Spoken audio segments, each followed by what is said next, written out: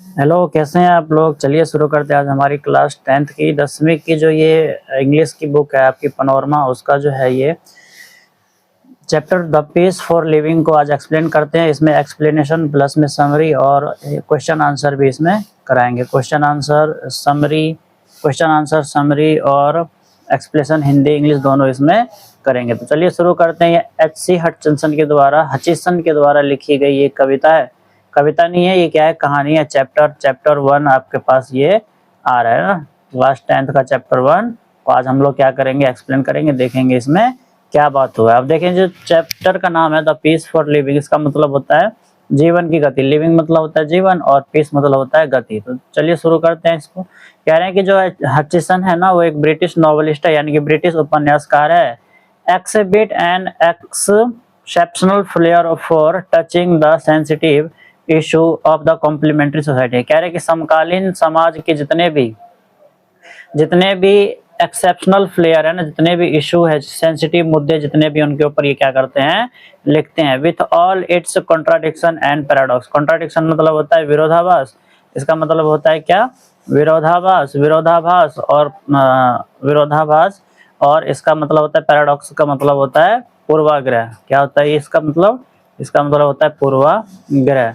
कह रहे हैं कि जितने भी प्रकार के विरोधाभास है, पूर्वाग्रह है ना, उनके ऊपर इन्होंने सोसाइटी में क्या किया है, काम किया है। In the peace for living, ये जो चैप्टर है आर्ची हचिसन के द्वारा कैप्चर इसमें रखा गया है क्या, the agony of modern man. Agony का मतलब होता है, यहाँ पर जो एग्नी है ना, इसका मतलब होता है पीड़ा यानी कि दुख दर्द किसका, मॉडर्न मैन का, यानी कि आधुनिक आदमी जो है ना, उनके पीड़ा के बारे में इसमें चर्चा की है। कह रहे कि ही bring out how the fast movement of man. उन्होंने उजागर किया। ब्रिंग आउट करना मतलब उजागर करना, कि कैसे जो जीवन जो गति है ना, वो कैसे एक इंसान के लाइफ पर प्रभाव डालती है, जीवन पर, उनके वस्तुओं पर प्रभाव डालती है। थिंग्स मतलब वस्तु, and object and hertz the normal rhythm. और वो क्या करती है, सामान्य सार को वो क्या करती है, ब्रेक करती है। Exert undue pressure on man. और क्या करती है, वो लोगों पर एक दबाव डालती है, एक्सर्ट जो कि झेला ना जा सके, और महिलाओं पर, बच्चों पर भी इस तरह का दबाव डालती है। फिर उसके बाद कह रहे हैं कि यहाँ पर क्वेश्चन दिया हुआ है, work in small group and do following, talk to your friend and seek their opinion on the life style of the modern youth, ask them. कह रहे हैं कि अपने फ्रेंडों से बात करिए और उनके द्वारा कुछ ऐसे ओपिनियन उजागर करिए जो उनके जीवन से जुड़े हुए हो। फिर कह रहे कि डू यू लाइफ लग्जरी और फास्ट। कह रहे कि क्या आपका जो जीवन है ना, वो धीमा है या फिर क्या है, तेज है, उसके बारे में बताना है। धीमी है या फिर तेज है, इसके बारे में बताना है। ठीक है, आगे देखें। कह रहे हैं are you satisfy with what you see today. कह रहे कि आप आज आप जो देख रहे हैं ना, आज आप जो देख रहे हैं, क्या उससे आप संतुष्ट है। यानी कि ये जीवन की गति, मशीनी युग, ये सब देख करके आप क्या संतुष्ट है, उसके बारे में बताना है। ठीक है, चलिए चैप्टर शुरू करते हैं। यहाँ से हमारा चैप्टर शुरू हो रहा है। तो आई सॉ, यानी कि लेखक जो है ना, यहाँ पर आई कौन है, लेखक है। I saw a play in Dublin not long ago. कह रहे कि मैंने एक प्ले मतलब होता है नाटक, मैंने एक नाटक देखा है। कहाँ पर, नाटक इन डबलिन। डबलिन जगह का नाम है, कहाँ पर, ब्रिटेन में। नॉट लॉन्ग अगो, ज्यादा दिन पहले नहीं हुआ है। नॉट लॉन्ग अगो का मतलब ज्यादा दिन नहीं हुआ है। इन विच द चीफ कैरेक्टर, और कह रहे हैं कि उसके अंदर जो मुख्य किरदार था ना, चीफ कैरेक्टर का मतलब होता है मुख्य किरदार, जो उनके अंदर मुख्य किरदार था ना, was and elderly corn merchant in a small Irish country town. और कह रहे हैं कि उसके अंदर जो एक चीफ कैरेक्टर, मुख्य कैरेक्टर था, वो कौन था, एक बूढ़ा, ऑलरेडी मतलब बूढ़ा, और कॉर्न मतलब होता है मक्का, और मर्चेंट मतलब होता है व्यापारी। एक बूढ़ा व्यापारी था जो कि कहाँ रहता था, स्मॉल आयरिश कंट्री में रहता था। He was a man of many anxiety मतलब होता है चिंता। और कह रहे कि वो जो आदमी था ना, वो बहुत सारी चिंताओं से भरा हुआ था। एंजाइटी मतलब होता है चिंता। हिज हार्ट वॉज डिक्की, उसका जो हृदय था वो क्या था, बहुत ही छोटा था। डिक्की मतलब होता है छोटा या फिर कमजोर कह सकते हैं, या फिर हम क्या कह सकते हैं उसको, बहुत ही ज्यादा छोटा था। हिज नेफ्यू, यानी कि उसका जो भतीजा था, वाज चीटिंग हिम, उसने उसे क्या कर दिया था, धोखा दिया था। His wife had the fantastic motion होता है यहाँ पर, fantastic notion of spending 10 euro on a holiday. कह रहे कि उसकी जो वाइफ है ना वो क्या करती है, उसके वो इस तरीके का फैंटेसी मतलब इस तरीके का सपना देखती है, कल्पना करती है कि वो क्या करे, 10 यूरो खर्च करे किस दिन, एक हॉलीडे को, यानी कि एक छुट्टी के दिन। यहाँ पर जो ये है ना इसका मतलब है 10 यूरो, और ऑन ए हॉलीडे का मतलब है छुट्टी के दिन उसकी वाइफ का क्या सपना है कि वह 10 यूरो एक हॉलीडे में खर्चा करे। ऑल टुगेदर, इन सब के साथ, द पीस ऑफ लाइफ, जो जीवन की गति है, was getting too much for him, और उसके लिए जो जीवन की गति है ना वो बहुत ज्यादा थी। मच फॉर हिम का मतलब होता है उसके लिए बहुत ज्यादा होना। And in a movement of disappear he uttered a great cry, और एक ही क्षण के बाद उस अटर्ड मतलब होता है बड़बड़ाना, किसके साथ, एक ग्रेट क्राई, यानी कि बहुत जोर से रो करके उसने क्या बड़बड़ाया, फ्रॉम द हार्ट, अपने दिल की आवाज से उसने क्या बोला कि they tell me there's an aeroplane now goes to 100 miles an hour. उसने क्या बड़बड़ाया, क्या बोला उसने कि यहाँ पर एक प्लेन है, यानी कि उन्होंने बताया। दे टेल मी का मतलब किसी लोग ने उसको बताया क्या, कि देयर इज एन एरोप्लेन, कि वहां पर एक हवाई जहाज है जो कि नाउ गोज, जो कि अब उड़ सकता है 1000 मील प्रति hour. Now that's too fast, जो कि बहुत ज्यादा तेज है। नाउ दैट्स अब यह कि for me that was the most enchanting line in the play. अब यहाँ पर ये लाइन तो यहाँ पर खत्म हो गई, आगे कह रहे हैं कि फॉर मी, मेरे लिए, दैट वाज क्या था, कि मोस्ट इंचेंटिंग, यानी कि मुख्य बात, जो मुख्य लाइन थी, मुख्य तत्व उसमें क्या था, लाइन इन द प्ले, कि उस नाटक में क्या था, द मैन, यानी कि वो जो आदमी था ना, बूढ़ा मर्चेंट आदमी, वो complaint was so grossly irrelevant to his own situation. वो क्या कर रहा था, कंप्लेंट कर रहा था, यानी कि शिकायत कर रहा था। वो शिकायत, कंप्लेंट करना मतलब शिकायत करना, किससे, ग्लोसरी इररिलेवेंट का मतलब होता है, ग्लोसरी मतलब होता है शानदार, शानदार, और इररिलेवेंट का मतलब होता है बेतुका या फिर ऐसी चीजें जिसके बारे में, रिलेवेंट मतलब होता है जोरदार, जुड़ा हुआ, जो कि बेतुका, बेतुका हम कह सकते हैं कि शानदार तरीके से वो बेतुकी सिचुएशन, यानी कि अपनी सिचुएशन के बारे में वो बताता है, कंप्लेंट करता है, शिकायत करता है। एंड बिसाइड, और इसके अलावा, बीइंग कॉमिक, वह हास्य हो जाता है। बीइंग कॉमिक का मतलब वो हास्य हो जाता है, हंसने लगता है।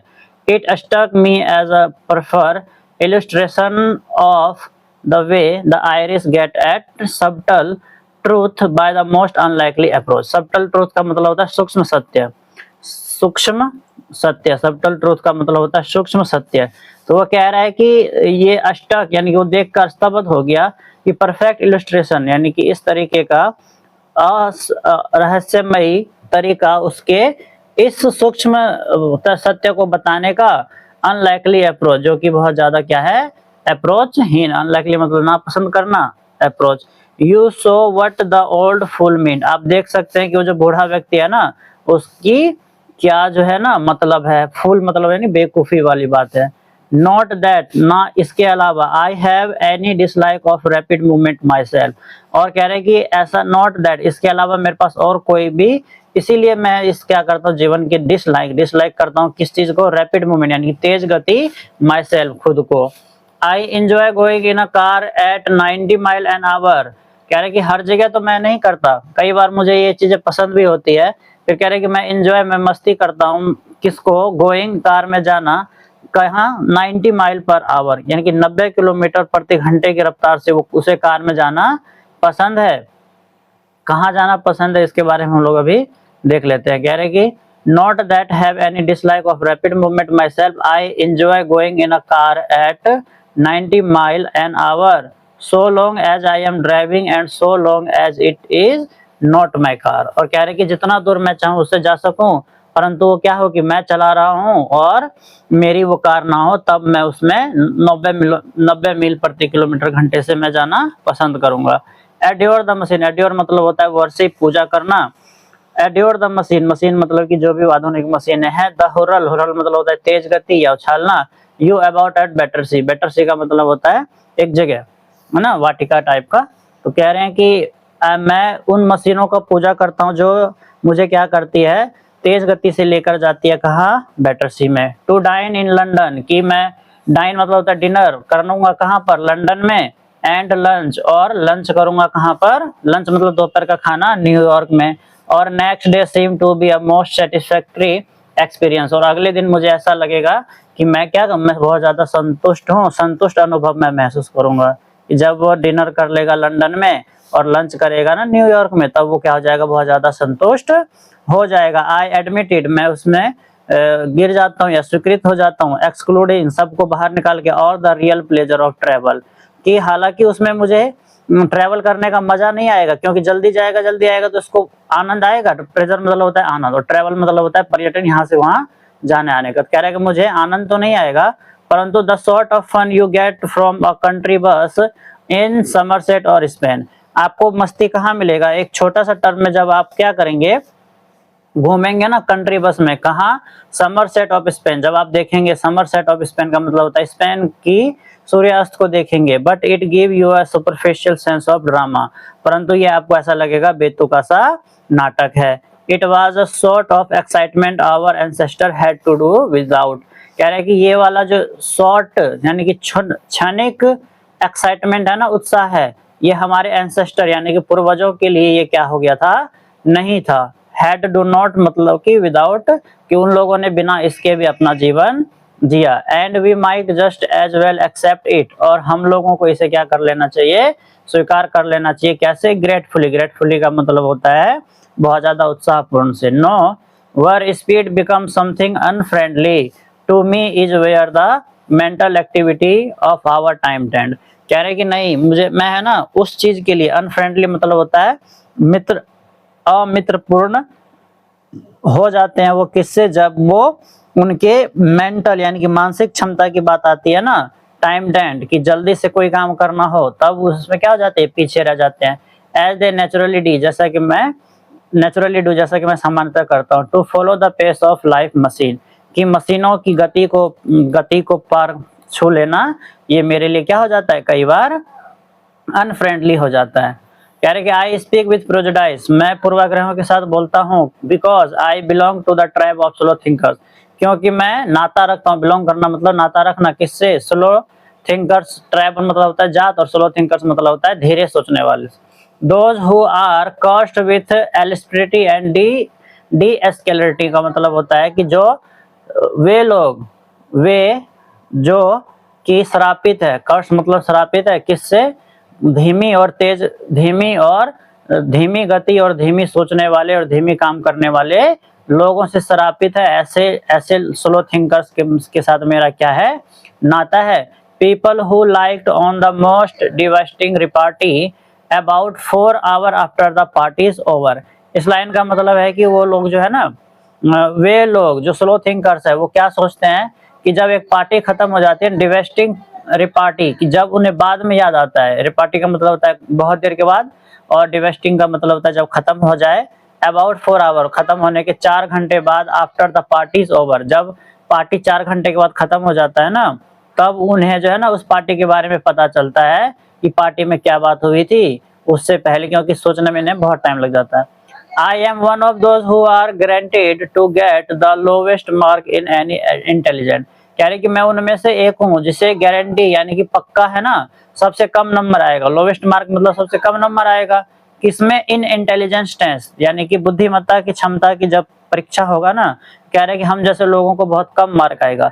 Because those test are or all the ones I have come across seem to be designed to measure the speed of your mind more than anything else, और कह रहे हैं कि वो जो है ना, जो टेस्ट होगा वो किस लिए होगा, वो टेस्ट किस लिए होगा, वो इसलिए होगा कि आपके मानसिक क्षमता का है ना, मेजर करेगा यानी मापन करेगा, किसका, स्पीड ऑफ योर माइंड, यानी कि आपके मानसिक क्षमता का, कि आपके मानसिक क्षमता की गति कितनी है, मोर देन एनीथिंग एल्स, इसके अलावा और कुछ नहीं। Obviously we slow thinkers are terribly handicapped, हाँ सही बात है, इसलिए मतलब सही बात है कि हम लोग जो स्लो थिंकर्स है ना, जो धीरे सोचते हैं, वो बहुत ज्यादा टेरिबली हैंडीकैप यानी कि इस तरह के अपंग है ना, जो डरते हैं गति को पाने से। इन द बिजनेस, कौन सा बिजनेस में, ऑफ गेटिंग लिविंग, की जीवन जीने की गति में हम लोग जो है ना धीरे सोचने वाले वो अपंग है। But what I am thinking about just now is not so much the practice use of one's mind is its use for enjoyment, कह रहे कि परंतु जो भी मैं सोचता हूँ ना, वो सिर्फ इसलिए नहीं कि it just not much the practice, कि मुझे इसका बहुत ज्यादा अनुभव नहीं है, यूज ऑफ वंस माइंड, कि मैं अपने दिमाग का एक ही बार इस्तेमाल कर सकता हूँ, as it's use for enjoyment, मैं परंतु मैं उसको जो है ना एंजॉयमेंट के लिए यूज करता हूँ। एज एन एग्जाम्पल, एक उदाहरण के लिए, When I go to the cinema, I find myself in a hopeless fog। कह रहे एक उदाहरण के लिए, जब मैं एक बार सिनेमा देखने गया था ना, तो मैंने खुद को कहाँ पाया था, मैंने खुद को पाया था एक हॉपलेस फॉग में। हॉपलेस फॉग का मतलब होता है उम्मीदहीन धुंधलापन में। फॉग मतलब धुंधलापन, और कैसा धुंधलापन, उम्मीदहीन उम्मीदहीन धुंधलापन में इसने क्या किया, खुद को देखा। धुंधलापन में इसने खुद को देखा। कब, जब ये सिनेमा देखने गया। एंड आफ्टर, और उसके बाद 2 और 3 मिनट, 2-3 मिनट के बाद ही, I have to turn to my wife and enlightenment, और मैं अपनी वाइफ की तरफ घूम जाता हूँ और उनसे इंगलाइटमेंट यानी कि उनसे मैं कुछ बातें करता हूँ, गुफ्तगू करता हूँ। आई विस्पर, मैं फुसफुसाता हूँ। Is this the same girl as that one we saw at the beginning. कह रहे कि क्या यह वही लड़की है जिसे हमने शुरुआत में देखा था। सॉ एट द बिगनिंग का मतलब होता है जिसे मैंने शुरुआत में देखा था। सेम गर्ल मतलब कि क्या वही लड़की है। वन, एक, जिसे हमने शुरू में देखा था। एंड सी विस्पर बैक, और उसकी पत्नी फिर दोबारा से पीछे से बोलती है, नो, नहीं, there are 3 girls in this film. कह रही है कि नहीं, सिर्फ एक लड़की नहीं है वहां पर, कितनी है, 3 लड़कियां हैं। और अ टॉल ब्लॉन्डी, कौन कौन सी है, एक टॉल, एक लंबे बालों वाली, ब्लॉन्डी मतलब होता है सुनहरे लंबे बाल वाली, और एक शॉर्ट ब्लॉन्डी यानी कि एक छोटे सुनहरे बाल वाली, और एंड अ मीडियम साइज, और एक मध्यम बालों वाली ब्रूंटी। ब्रूंटी मतलब होता है बाल जिसके भूरे हो ना, उसे ब्रूंटी बोलते हैं। कॉल देम, तुम उसे बुला सकते हो। ABC, the hero is that man who take his head off when he comes, और वो हीरो है जिसने एंट्री के समय उसने क्या किया था ना, अपना उसने जो कैप उतारा था, वो कौन है, वो हीरो है। ठीक है, चलिए आगे देखते हैं। उसके बाद कह रहे हैं कि इंडोर, कि वह हीरो जो इंडोर में आया था ना शुरुआत में, वह हीरो है। He is going to fall in love with girls, और वह जो है ना वो क्या कर चुका है, उन लड़कियों के प्यार में गिर चुका है।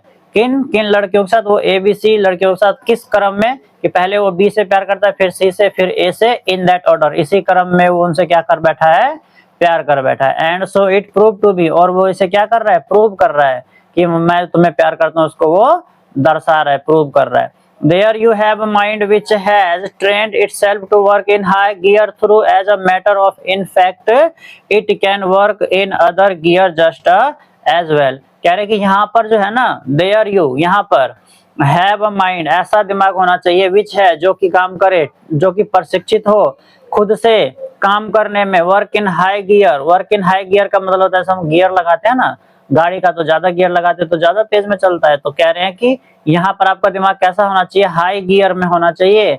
जिन matter in fact can work in other gear just as well, और जैसे ही आप गियर बदलो उसी तरह से वो क्या करे, आपका दिमाग का क्षमता भी घटते बढ़ते रहे। बट माई पॉइंट, परंतु मेरा ये दर्शन नहीं, मतलब मेरा ये बिंदु नहीं है, मेरा ये पॉइंट नहीं है, is that most of my fellow patients, कि मेरे तरह के और भी जो लोग हैं ना, फेलो पेशेंट्स का मतलब होता है मेरी तरह के जो और भी लोग हैं, इन द सिनेमा, इस सिनेमा घर में, do think fast enough to keep up comfortably with rapid changes of scene and scan. वो भी ऐसा करने के लिए डू थिंक कर रहे होंगे, फास्ट इनफ यानी कि बहुत ज्यादा नहीं सोच पाते होंगे, कैसे, कंफर्टेबली यानी कि कंफर्ट जोन में, और इस रैपिड चेंजेस की जो फिल्म है ना उसमें चेंजेस हो रहे हैं कितना ज्यादा जल्दी जल्दी से। सीन मतलब वो क्या है, दृश्य, और एक्शन मतलब होता है कोई भी क्रिया वहां पर जो हो रही है।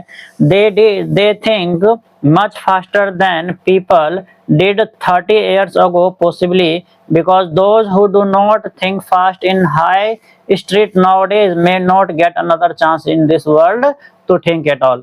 कह रहे हैं कि अगर इस समय में किसी ने इतना तेज नहीं सोचा ना, इतना तेज अगर कोई नहीं सोच पाता है तो उसको दोबारा इस जिंदगी में क्या नहीं होगा, मौका नहीं मिल पाएगा, है ना। अनदर चांस यानी दूसरा मौका, इन दिस वर्ल्ड, इस दुनिया में, टू थिंक एट ऑल, इसके बारे में वो उसे इस दुनिया में दोबारा से जगह नहीं मिल पाएगा कि आप उसे दोबारा से तेजी से समझे। ठीक है, तो चलिए यहाँ पर ही खत्म हो गया, इसका क्वेश्चन आंसर देख लेते हैं फटाफट से। कह रहे कि answer the following question briefly where did the writer watch the play, तो कहाँ पर उसने देखा था, डबलिन में ना, डबलिन, डबलिन जो कि कहाँ का, आयरिश कंट्री का है वहां पर। कह रहे who was the chief character in the play, तो चीफ कैरेक्टर कौन है, कॉर्न एल्डरली यानी कि बूढ़ा, elderly corn merchant, corn merchant man, है ना, ये उसमें क्या है, मुख्य कैरेक्टर है। फिर कह रहे हैं कि does the writer dislike rapid movement in every field, no, यहाँ से नो और फिर यहाँ से ये वाली लाइन लिख देना है कि no he enjoy, he enjoy, he enjoy car at 90 mile per hour, है ना, वो एंजॉय करता है पर आवर। ठीक है, उसके बाद कह रहे हैं कि in which situation does the writer find himself in cinema, तो किसमें वो पाता है, होपलेस फॉग में ना, होपलेस फॉग में खुद को पाता है। ठीक है, कह रहे हैं how does the writer classify himself as a thinker, तो खुद को कैसा बताते हैं वो, स्लो थिंकर बताते हैं। ठीक है, चलिए आगे और भी सवाल है उसको देख लेते हैं। कुछ यहाँ पर ग्लोसरी दिया हुआ है, इसका मतलब मैंने बता ही दिया, अगर नहीं भी बताया तो यहाँ पर एक बार पढ़ लेंगे जिससे कि सारा आपको क्या हो जाए, डाउट क्लियर हो जाएगा। ठीक है, देखते हैं यहाँ पर जो सवाल दिए हुए इसको आगे देख लेंगे, डिस्कस कर लेते हैं। पहले समरी है, इसको देख लेना है ताकि आपको क्या हो जाए, अगर आप पूरा चैप्टर समझ में नहीं आए तो इस समरी से क्या हो जाएगा, समझ में आ जाएगा। यहाँ पर हिंदी का है, इसे एक बार देख लेते हैं। कह रहे हैं कि हिंदी सारांश इसका क्या है, आर्ची हचिंसन का निबंध जो है द पीस फॉर लिविंग आधुनिक जीवन की तेज गति से होने वाले समस्याओं को दर्शाता है। लेखक बताते हैं कि मशीनों और तकनीक ने जीवन को बहुत तेज बना दिया है, लेकिन यह तेजी मनुष्य के मानसिक जीवन पर दबाव डाल रही है। फिर कह रहे हैं कि लेखक एक बूढ़े व्यापारी अनाज का व्यापारी लिखते, यहाँ पर मक्का व्यापारी होता, अनाज व्यापारी का उदाहरण देते हैं जो कि हवाई जहाज की तेज गति की शिकायत करता है और यह दिखाता है कि आज की तेज जिंदगी हर किसी के लिए चिंता का विषय बन गया है। ठीक है, फिर है कि लेखक कहते हैं कि उन्हें भौतिक गति जैसे गाड़ी चलाना, यात्रा करना पसंद है, लेकिन उन सोचने की क्रियाओं जैसे तेज हो जाता है ना तो उन्हें परेशानी होती है। वे खुद को धीमा सोचने वाला बताते हैं, स्लो थिंकर बताते हैं। सिनेमा के उदाहरण से वे दिखाते हैं कि आज के लोग बहुत तेजी से सोचने के आदी हो गए हैं। जो लोग ऐसा नहीं कर पाते वे पीछे छूट जाते हैं और भ्रमित हो जाते हैं। इस निबंध का मुख्य विचार यह है कि आधुनिक जीवन की सत्य अधिक मानव की स्वभाव, सोच और आनंद को नुकसान पहुंचाती है, मानसिक तनाव बढ़ाती है। यहाँ क्वेश्चन आंसर देख लेते हैं। कह रहे हैं कि पहला जो क्वेश्चन था उसका ये आंसर है, यहाँ पर सिर्फ आंसर दिया हुआ है, क्वेश्चन पीछे से देख लेंगे कि एल्डरली कॉर्न मर्चेंट कौन था, तो he was a old man living in a small Irish town, he was worried about his health, his dishonest nephew, यानी कि नेफ्यू ने उसको क्या कर दिया था, चीटिंग किया था ना, एंड हिज वाइफ एक्सपेंसिव, उसका वाइफ क्या करती थी, 10 यूरो वो खर्चा करती थी। He felt that life was becoming too fast and successful, पत्नी बहुत ज्यादा तेज खर्चा करती थी। मीनिंग ऑफ हिज रिमार्क, उसका मतलब क्या, he remark so that modern life has become too fast and stressful का मतलब होता है, स्ट्रेस मतलब होता है चिंताओं से भरा हुआ हो गया है। इवन फॉर ऑर्डिनरी पीपल, साधारण लोगों के लिए भी ये क्या हो चुका है, प्रॉब्लम बन चुका है।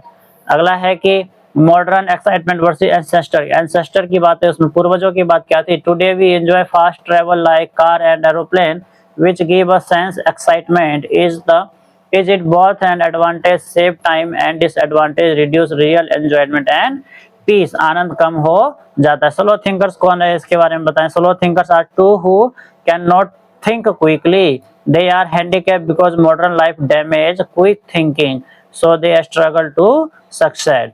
Writer seeks help from wife, की वो जो राइटर है ना अपनी पत्नी से क्या मदद मांगता है, तो क्या मदद मांगता है, सिनेमा घर में उसे पूछता है कि he ask his wife to explain the cinema story because he can't follow the fast changing scene. ठीक है, आगे देखते हैं क्या है, प्लाइट ऑफ मॉडर्न मैन, कि जो आधुनिक लोग है ना उसकी क्या जो है प्लाइट, प्लाइट मतलब होता है ढेर या फिर गति, तेज गति जो इकट्ठा हो चुका है। It's so that modern man is under pressure to think fast, pressure मतलब होता है दबाव, किस दबाव के नीचे दबे हुए हैं, थिंक फास्ट, ज्यादा सोचने के, तेजी सोचने के नीचे। Which creates confusion and stress, जो कि पैदा करता है क्या, कंफ्यूजन और स्ट्रेस पैदा करता है। यह दिखाता है कि आधुनिक मनुष्य पर तेजी से सोचने का दबाव है, जिसने तनाव बढ़ाता है। उसके बाद कह रहे हैं कि सेंट्रल आइडिया ऑफ स्टोरी क्या है, तो modern life is too fast and this speed affect human thinking and peace of mind, we should not let speed control our life. आधुनिक जीवन की तेज मनुष्य की सोच और शांति को प्रभावित करती है। तो ये हमारा था चैप्टर 1। इससे चैप्टर 2 और 3 मैंने इससे पहले ही अपलोड कर दिया था, ये बच गया था, ये बचा हुआ था, तो इसको भी मैंने आज कंप्लीट करवा दिया है। तो हमारे पास चैप्टर 1, 2 और 3 ये तीनों कंप्लीट हो गए हैं। अगर आपने नहीं देखा है तो मैं आपको यहाँ पर जो आपको प्लेलिस्ट दिख रही है, इस पर आप दबाएंगे, क्लिक करेंगे तो आपको वो पूरी की पूरी चैप्टर मिल जाएगी। अगर वीडियो पसंद आए हो तो वीडियो को लाइक कर दें और चैनल को सब्सक्राइब कर लें, ताकि 10th और 9th के जुड़े हुए सभी वीडियो आप तक पहुंच जाए। मिलते हैं नेक्स्ट वीडियो में। जय हिंद, थैंक यू।